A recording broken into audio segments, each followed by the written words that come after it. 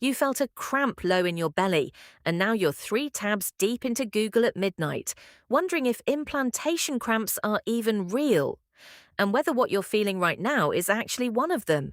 Here's what they actually feel like, where they show up, how long they last, and the one pattern that's worth a call.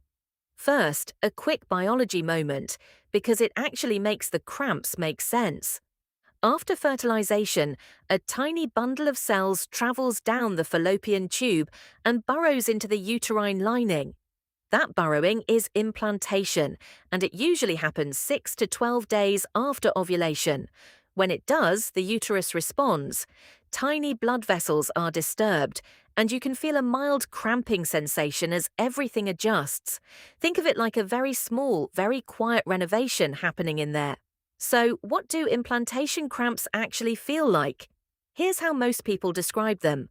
1. The location. Low and central, right in the middle of the lower abdomen, roughly where a period cramp would sit, sometimes with a dull ache into the lower back.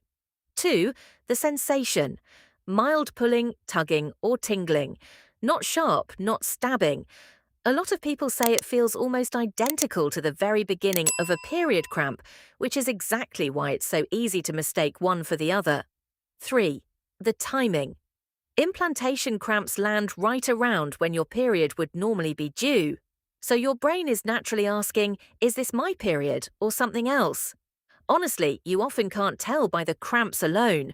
4. The duration. Short, a few minutes to a couple of days, coming and going rather than sitting as one constant ache. Implantation cramps are not supposed to stop you in your tracks. Mild is the key word. 5. The spotting. Some people notice a tiny bit of light pink or brown spotting alongside the cramps. This is called implantation bleeding. It's usually very light and gone within a day or two.